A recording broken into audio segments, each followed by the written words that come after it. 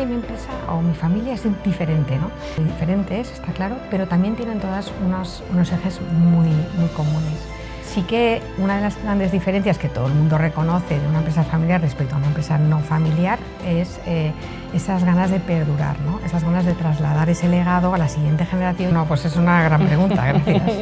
El motivo de la quiebra fue, además de una serie de decisiones que no fueron del todo acertadas, porque no hubo un entendimiento y una comunicación ni unos foros para que la familia, los accionistas, tomáramos unas determinadas decisiones de calado. Me refería a que cómo llegas tú a pensar, hace falta este perfil para ayudar a esas familias que lo necesitan. Como una demanda de las familias que necesitan pues, que les ayuden en esos procesos de sucesión o que les ayuden en la definición de unas normas. Me has contestado sin mojarte, pero me has contestado. ¿Has notado un cambio en estos últimos años en este sentido?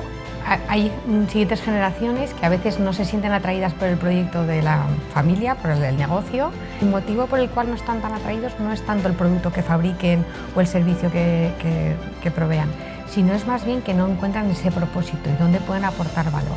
Entonces, mientras el negocio funcione, todo funcionará. Y esto es cierto hasta cierto punto, ¿no? Convocaba a mis hermanos o a mis primos a una junta de accionistas, todos se han dejado el papel aquí, no han hecho ni caso a los X gráficos que he hecho, ya, pero es que no estás hablando en su canal, no estás hablando en su idioma.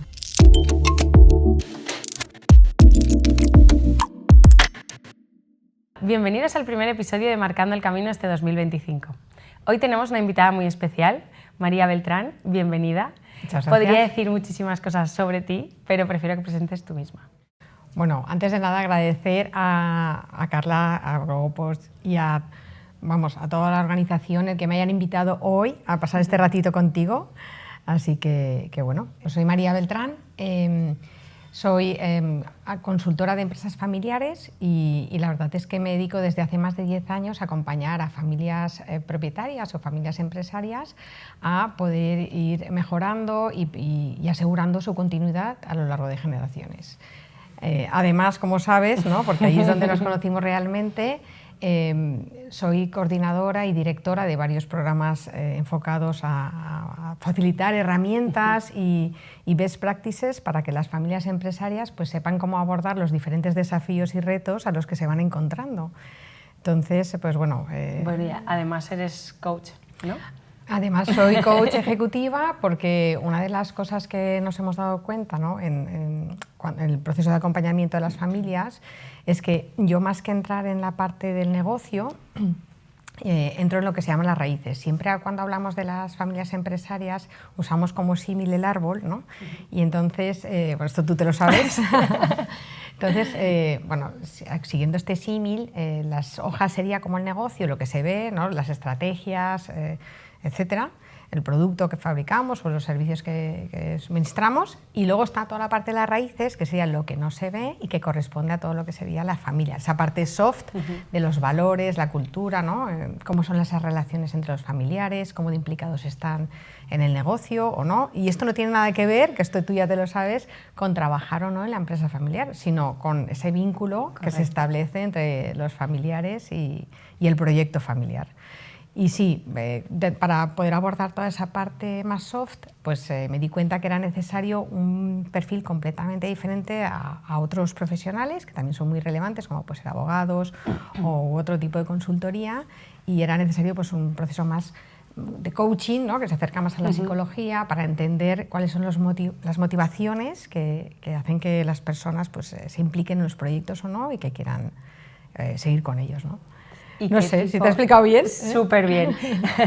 ¿Y qué tipo, por ejemplo, qué tipo de perfiles? Entiendo que la familia, pero ¿la familia que trabaja en la empresa o haces de coach ejecutivo de toda la familia en concreto? En los procesos de acompañamiento que yo hago, yo nunca entro en la parte del negocio. Esta para mí es una línea roja, porque entiendo que hay otros profesionales que, aunque yo vengo del mundo de la empresa, ¿no? Porque por mi formación soy ADE y demás, pero sé que hay otros perfiles que están más preparados o que están más interesados en la parte del negocio. Yo, por mi parte, yo en concreto, me centro en la parte de la familia en su sentido más amplio. O sea, no solo los que están trabajando en la compañía, que podemos llamarles generación al mando, sino también sus hijos y sus sobrinos y aquellos familiares que son propietarios o que pueden ser propietarios y que no necesariamente están en el negocio, ¿no? Pues porque tienen otras inquietudes o porque, pues por el motivo que sea, ¿no?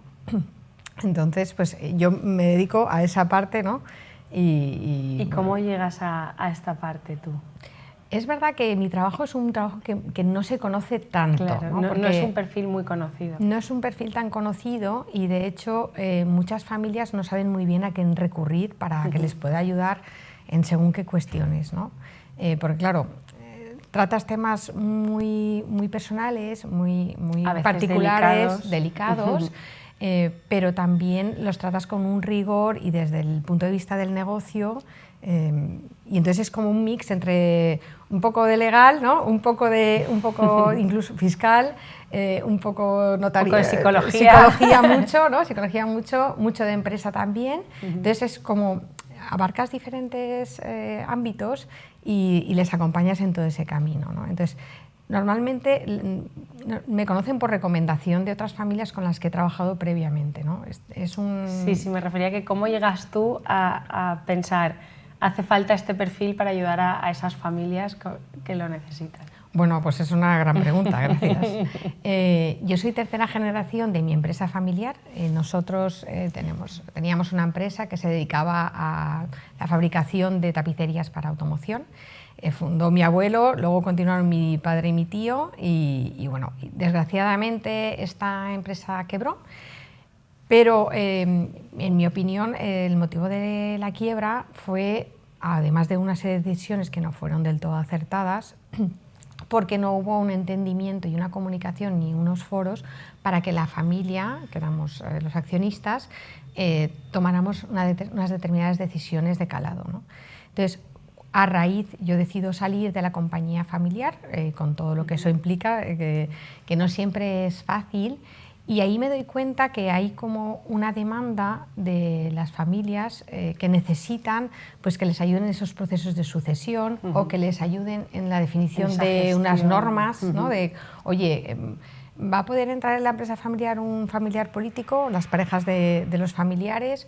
Eso es un gran debate. Este es un gran debate, como bien sabes. O vamos a cobrar lo mismo los hermanos por ser hermanos o en función de la posición en la que estemos en la empresa. Sí, al final son esos temas delicados que si los lleva alguien de fuera, ¿no? Exacto, ¿no? Y yo me he dado cuenta que por mi formación, que venía de ADE, sí que sabía mucho de marketing, de finanzas, en fin, de producción, pero no tenía respuestas a ese tipo de cuestiones, ¿no? Oye, mi hermano y yo tenemos que cobrar lo mismo. Pues ahí se generaban muchas fricciones y no sabíamos a quién recurrir, porque a veces estos temas parece que no los puedes contar a un amigo, ¿no? Porque no siempre te entiende o no sabes si lo que te lo dice desde el cariño y no desde un punto como más objetivo.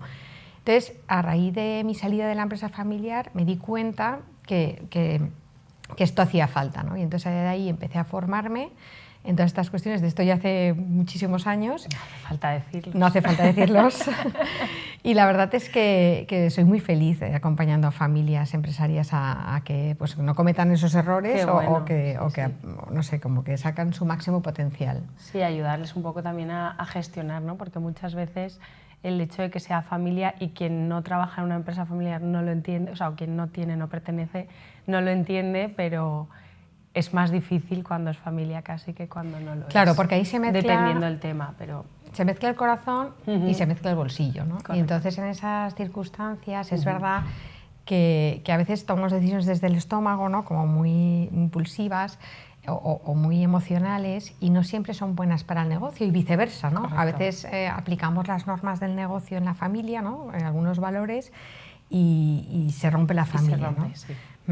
Lo que sí que te puedo decir por mi experiencia es que los negocios, una de las claves para que perduren, ¿no? Y para que sean sostenibles a lo largo del tiempo, es que la familia sea muy sólida, ¿no? Y cuando digo sólida me refiero a varias cosas, ¿no? Por un lado, que tengan unos valores muy claros y comunes, y luego, por otro lado, noto mucho con las familias con las que trabajo si hay una comunicación fluida, es decir, todo se puede hablar con respeto, pero todos los temas se pueden abordar, o hay temas que es mejor, pensamos que son tabú, ¿no? De alguna manera, de todo tipo, ¿no? A nivel económico, de cuándo te vas a jubilar o lo que sea, ¿no?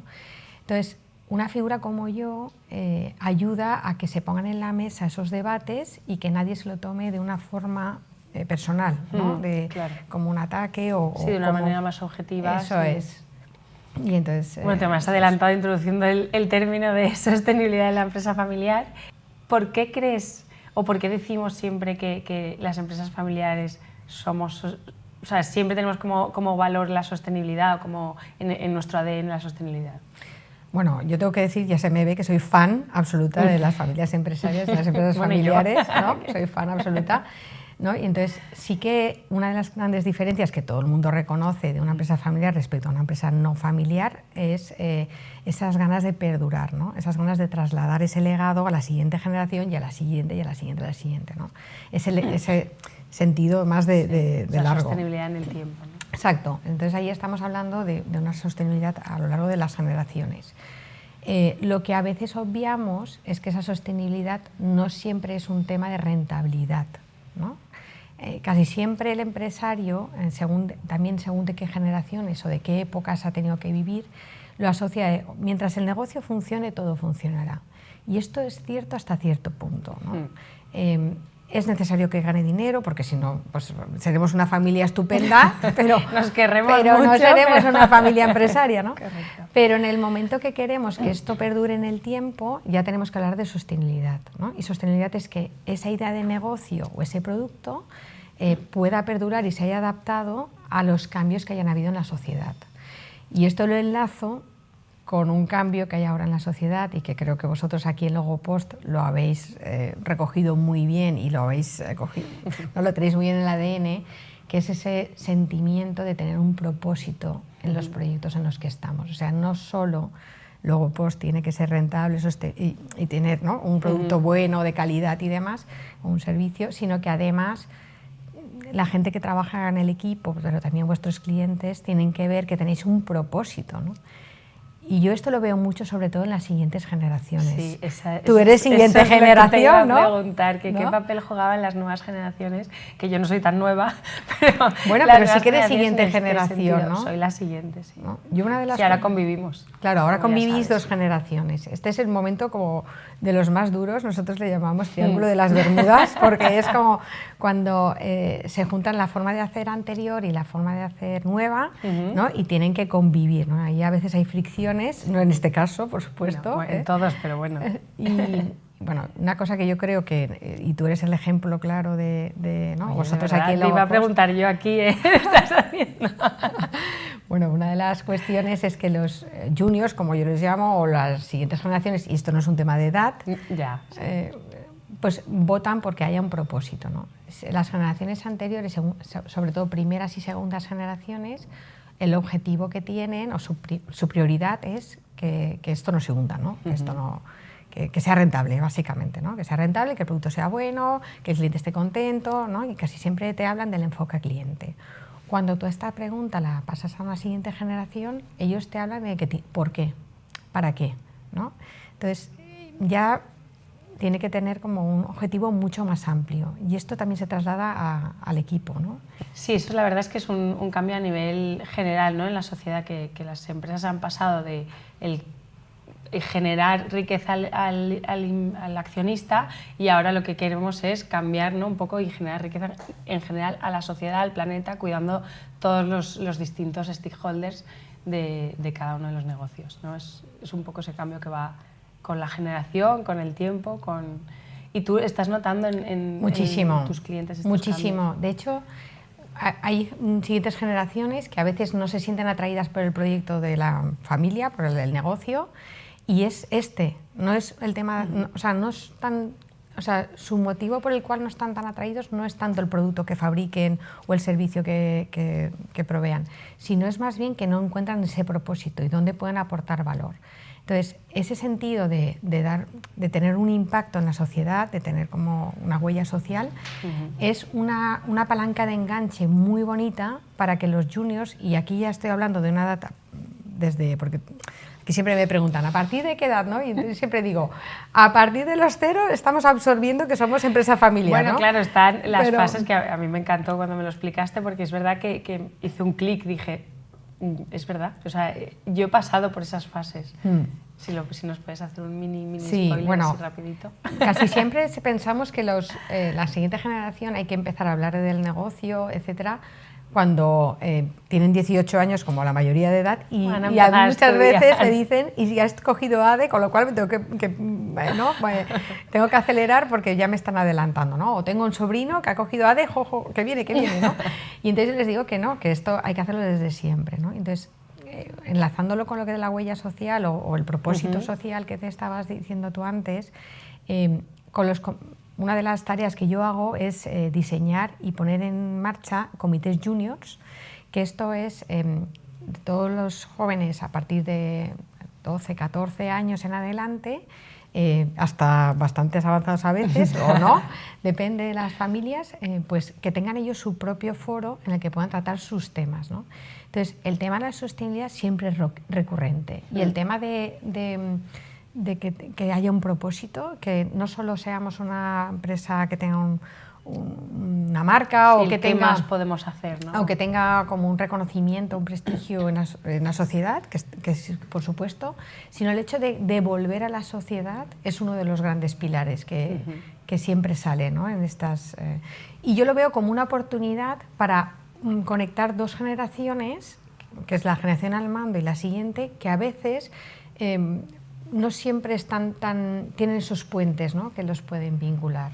Entonces, a través de estos foros como el Comité Junior o las asambleas familiares, que también me encargo de organizarlas, etcétera, junto con la familia, se establecen esos momentos en los que este tipo de conversaciones sobre el propósito se hablan. Sí, sí, es muy bonito, la verdad, es muy, muy, muy bonito. ¿Y tú vives mucho que la generación al mando haga caso, por decirlo así de una manera un poco más... les escucha, ¿no? En este sentido, a nivel, pues queremos buscar un propósito, les escucha y les ayuda, les suena raro, o sea, ¿cómo van cogiendo estos conceptos? A ver, depende, como siempre. Depende de la empresa y depende de las los personas. Perfiles. Es verdad que a veces, entre que la generación al mando está mucho en el negocio, lleva muchos años en el negocio y ya tiene como una serie de hábitos o de formas de entender el proyecto determinadas, los juniors pueden ver que es inalcanzable y que no les escuchan o así. Entonces, el tender puentes es necesario, ¿no? Y sí que es verdad que de la mano de un externo esos puentes no solo se tienden, sino que además se continúan, porque no es solo me siento con mis sobrinos y con mis hijos esta tarde y vamos a hablar de, venga, contarme qué es lo que pensáis del negocio, porque lo más probable es que se bloqueen, ¿no? Sí. Y que no quieran decirlo por miedo a lo que pueda responder. O que te dicen lo que tú quieres oír, porque también buscamos ¿no? el agradar, ¿no? De alguna manera. Entonces, el hecho de tener un perfil como yo ayuda mucho a esos diálogos, ¿no? Y compartir esos puntos de vista que enriquecen. Cuando se tienden esos puentes, la generación al mando se da cuenta de, ostras, pues tienen mucho más que aportar, ¿no? Entonces, yo, por ejemplo, con muchos juniors hemos desarrollado proyectos de negocio donde se les da un giro al negocio actual, como que se les actualiza. Entonces, el hecho de que sin afectar lo que hay ahora, pero ya se da un prisma nuevo que se puede generar en el futuro en un proyecto, en una empresa, ¿no? que sea paralela o que sea independiente, vamos a decir, mejor que paralela, les enorgullece mucho a todos, tanto a la generación al mando decir, ostras, qué alegría saber que hay cantera, y a los que vienen decir, oye, nos escuchan, ¿no? Entonces qué alegría que podemos ir para adelante y no tenemos que, ¿no? A lo mejor podemos innovar nuestra parte y no... Exacto, y nadie se siente como que nos quieren quitar el Nadie trabajo nos que pisa. hemos hecho y viceversa, ¿no? Oye, pues esto que a mí me inquieta o que me preocupa se me está escuchando, ¿no? Y veo que puede haber una opción. Y esto no tiene nada que ver con que si trabajan o no, porque No, claro. muchas veces entre los juniors pues hay arquitectos, médicos, bueno, de todo tipo, ¿no? Músicos, tengo muy variado, no solo que digan quiero trabajar en la empresa, y no está vinculado necesariamente la carrera que hayan escogido con sus ideas, sus ganas de aportar y las ideas que pueden aportar, ¿no? Es sorprendente, es una maravilla, la verdad. Qué bonito, ¿no? Pues sí. Hablando de estas nuevas generaciones, que bueno, mi hermana y yo ahora mismo somos parte de esa próxima generación, y yo a raíz de una de las formaciones que hice contigo, puse en valor el hecho de formar parte de una empresa familiar. Es verdad que ahora estamos viendo mucho de muchas empresas familiares, grandes, no tan grandes, todos estamos como sacando pecho diciendo, oye, somos empresa familiar.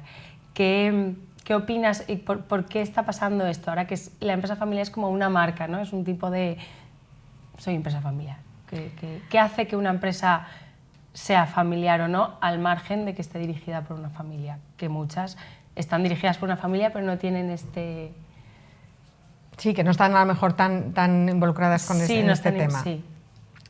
A ver, yo lo que observo es que hasta el momento el decir que eras empresa familiar parecía, hasta el momento me refiero, hasta hace unos años, parecía que que la empresa éramos menos profesionales, ¿no? Que eran menos rigurosos, que era todo un poco de ir por casa, etcétera, ¿no? Cierto es que cada vez todas las empresas, para poder ser competitivas en el mercado, para tener una imagen de marca sólida, pues tienen que ser profesionales, tener un rigor, que el producto tenga una calidad determinada, etcétera. Es más, para mí las empresas familiares, como muchas veces va asociado el apellido a la marca, ¿no? Y aunque no figure el nombre de la empresa, ¿no? o en el logotipo o en la marca, ese apellido, sí que su entorno saben que detrás está la familia X, ¿no? Eso implica que la familia preste mucha atención a que el producto que sale por su puerta siempre es un estándar muy elevado, ¿no? Entonces ahí se busca como la excelencia.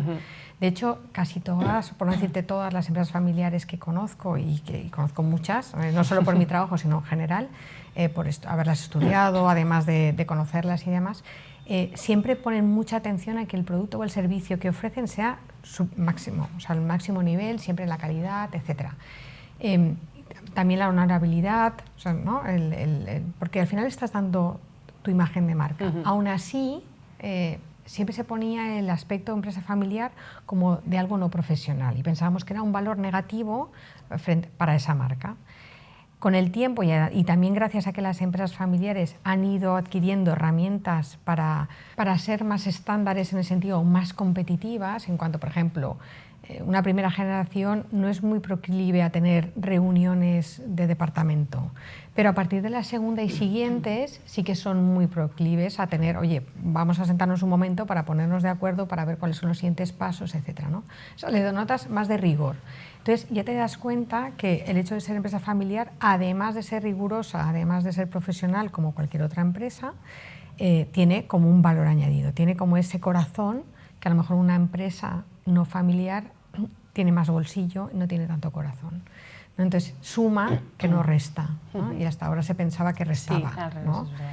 Entonces, también se está viendo muchas empresas familiares que están profesionalizándose, o sea, tienen directivos que no pertenecen a la familia, por ejemplo. A ver, hay muchas, pero hay muchas que no. Claro. Entonces, perdona.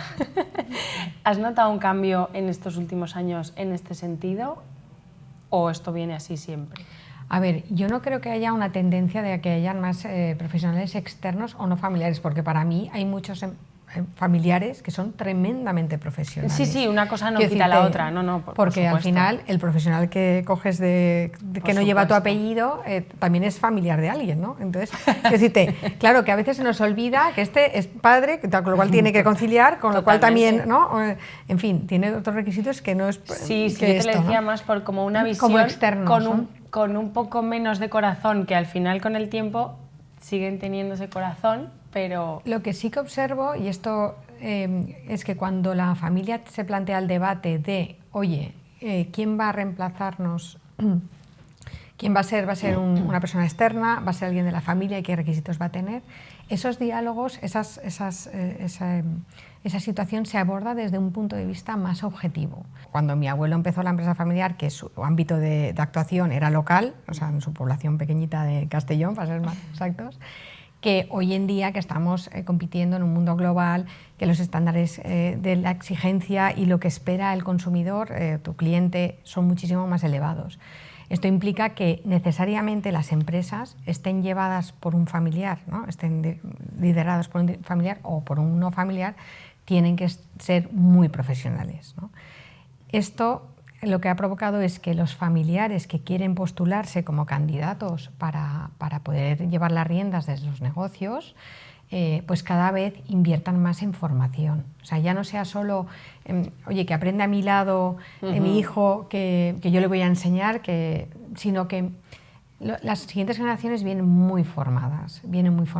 Ya no solo a nivel de una carrera universitaria o un posgrado, sino también en cuanto a idiomas, en cuanto a ser ciudadanos del mundo. Las familias están muy mentalizadas y, de hecho, pues, por ejemplo, en protocolo familiar se llega a acordar fondos de formación para poder apoyar a la siguiente generación, estudien o no temáticas relacionadas con el negocio, para que puedan ganarse la vida y para que puedan aportar de una forma muy objetiva y ser unos buenos accionistas el día de mañana, ¿no? Unos accionistas responsables, que se llaman. Entonces, la verdad es que hay una gran profesionalización. El debate de cada familia que tiene que hacer de queremos que sea un familiar o creemos que entre los familiares no hay nadie en este momento que pueda coger el liderazgo y vamos a recurrir a un externo, a lo mejor de forma temporal. Yo he trabajado con empresas en las que por una circunstancia determinada, pues por lo mejor por la edad de los que vienen o por las necesidades que tiene el negocio en ese momento, se ha buscado un profesional puente externo con una temporalidad que ha ayudado también en el mentoring para los que vienen, ¿no? Les ha mentorizado y también les ha ayudado a tener otra forma de liderar, otra visión, no solo la del padre o del tío, sino padre-madre, por supuesto, tío-tía, sino de alguien que viene de fuera. Y luego, pues, pasado ese periodo, pues, y ya estando preparados alguien de la siguiente generación, pues ha entrado la siguiente generación, ¿no? Sí, bueno, un poco el caso Inditex, ¿no? Muy bien, exacto. Sería un gran ejemplo de esto. Así es, ¿no? De hecho, este es un gran ejemplo porque se determina quién va a dirigir la compañía, no tanto en función de qué apellido tenemos, sino en función de qué es lo que queremos que la empresa, hacia dónde vaya, ¿no? Pues yo siempre pongo, ¿no? Si queremos internacionalizar, busquemos un líder que esté dispuesto a viajar, que hable varios idiomas, que tenga esa visión global. ¿Que es del apellido nuestro? Fenomenal. Que no, pues no pasa nada, porque realmente el poder en una empresa, como bien sabes, está en el accionariado, y no, que son los que fijan las directrices del negocio. Es verdad que en la empresa familiar en primera y segunda generación a veces estos dos perfiles, accionista, ¿no?, y gerente o CEO, están unidos, entonces parece que sea lo mismo, pero en realidad a medida que van avanzando las generaciones se van separando, y de ahí es cuando ya se establece dónde están realmente las decisiones, dónde se toman y qué decisiones se toman dónde. Bueno, y volviendo al tema que hemos tratado antes de la sostenibilidad en la empresa familiar, ¿cómo de importante es? Hemos hablado de la importancia de las nuevas generaciones, ¿no?, en este impulso, pero ¿y la creencia de la propiedad? Bueno, bien sabes, ¿no?, que si la propiedad o los que están arriba no creen en algo, por mucho que nazca desde un departamento o desde otras áreas, o desde el exterior, por ejemplo, si la propiedad no se involucra y no tiene un presupuesto con unos recursos asignados, no solo de personas, sino también económico, para ese proyecto, y se planifican unos hitos y demás, la sostenibilidad es difícil que entre en una empresa, porque por mucho que en la sociedad haya algunos cambios, si tú como empresa no eres permeable a esos cambios, y cuando digo empresa me refiero no solo a todas las personas que forman la empresa, sino a la propiedad en específico, y no está dispuesta a priorizarlo en su agenda y a ponerle unos recursos, es difícil que esa empresa acabe siendo sostenible, ¿no? Entonces es clave que la propiedad esté implicada. Y que vaya de arriba abajo, y al final es lo que estábamos hablando al principio, ¿no?, un poco de las raíces. si al final tú alimentas las raíces, el árbol crece y crece y el árbol Así crece es. con lo que tú alimentes, ¿no? Si en este caso Eso es la sostenibilidad. También es verdad que muchas veces pensamos en sostenibilidad en el tema ambiental, pero bueno, yo creo que a nivel personas prácticamente el 100% de las empresas familiares tienen sostenibilidad social de manera innata, ¿no? Es verdad que las empresas familiares se tiene una cultura muy de cuidar al empleado, pero es una cuidada de hasta yo creo que ha cambiado en la sociedad el enfoque de esta forma de cuidar. Hasta ahora era un poco de yo te doy y tú me das, ¿no? Hoy por ti, mañana por mí, y ahora es ahora un giro un poquito diferente, ¿no?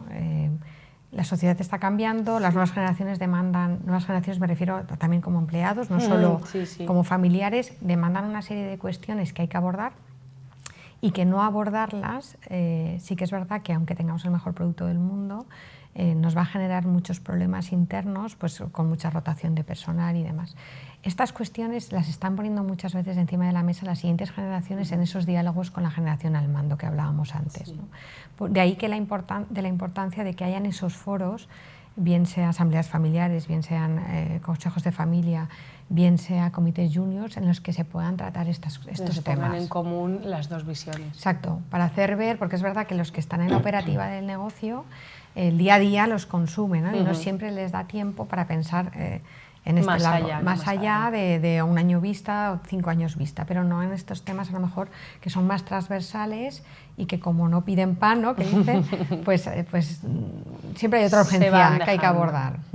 Así es. Y bueno, con toda tu experiencia en empresas familiares y en empresa en general, ¿qué tips dirías de qué hacer y qué no hacer? Bueno, sé que hay muchos, pero bueno, si nos puedes dar 3. Yo hay una frase que me gusta mucho y es que todas las empresas familiares o todas las familias empresarias son diferentes, pero todas tienen muchas cosas en común, ¿no?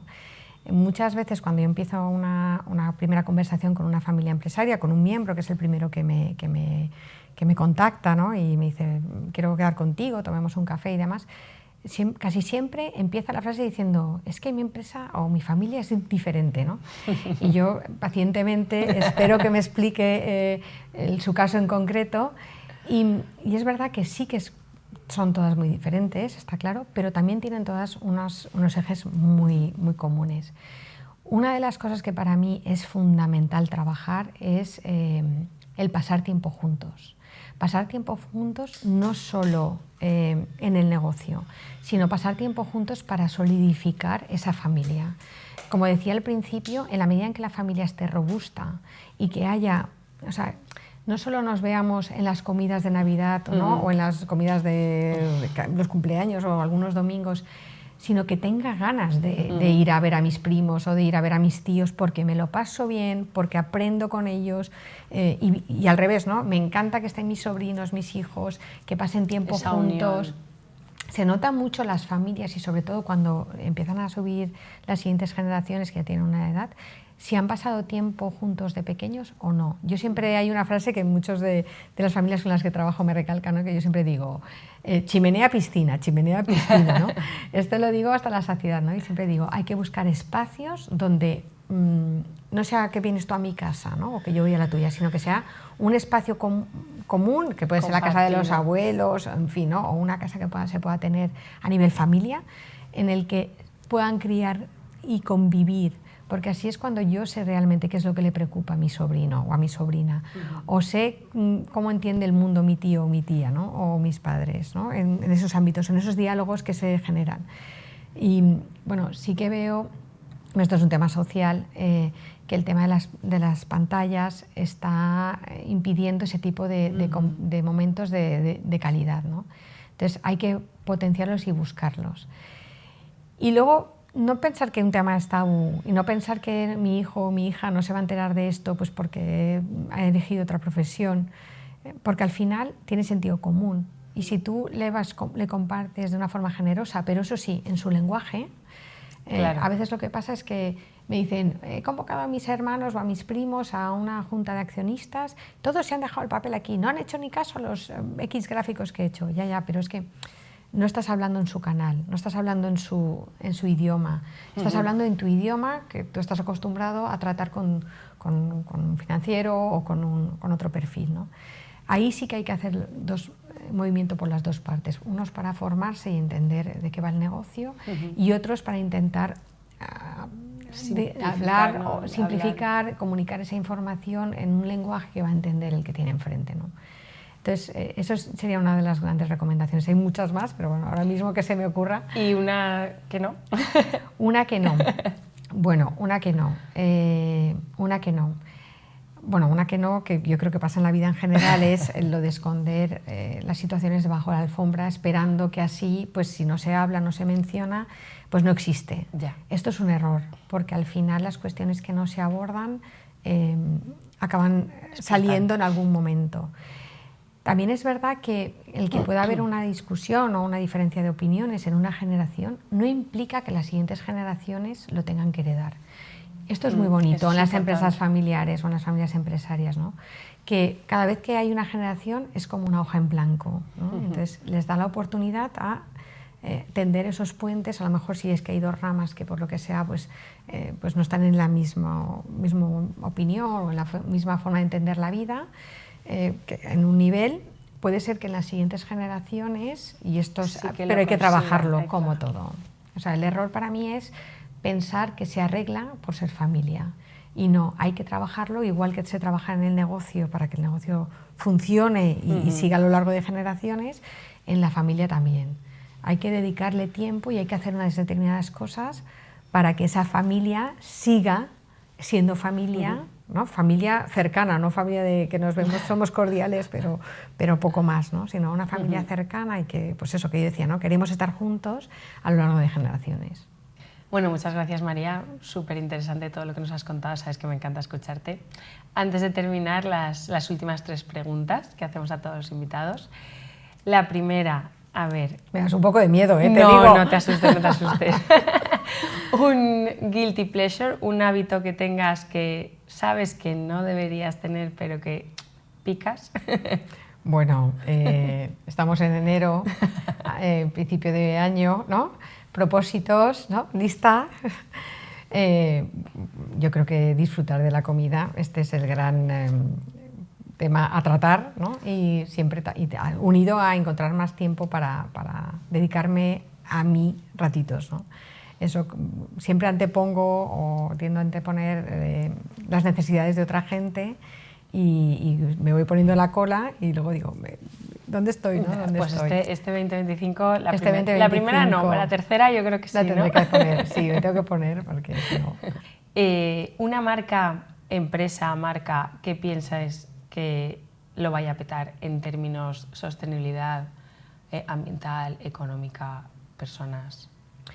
Para mí, no te puedo decir una firma en concreto o una marca en concreto, pero sí que te puedo decir que creo muy firmemente en los negocios, en las empresas que apuestan porque haya un propósito social en el negocio, ¿no? O sea, que no solo sea rentable, sino que además haya una parte de los beneficios que se destine y de forma continuada a una actividad social, me refiero, en la que los propios empleados o el equipo sea partícipe de esa actividad. O sea, para mí, las empresas que tienen ahora más viabilidad, y me da igual el sector, me da igual las tecnológicas o no tecnológicas o lo que sea, es que tengan alma.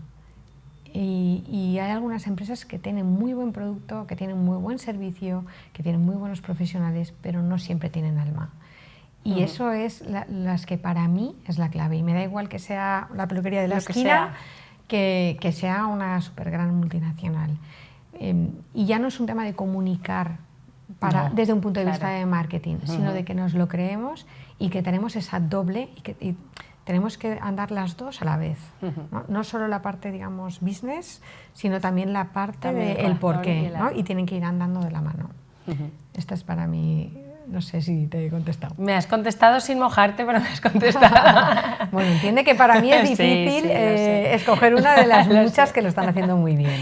Y por último, ¿a quién nos recomendarías para que participe con nosotros en Marcando el Camino? Bueno, Pues aquí mójate. Hay mucha gente muy interesante que tiene mucho que aportar. Tal vez una cosa que yo echo de menos son referentes en cuanto a personas que han innovado o que han mejorado sus proyectos dándoles un giro.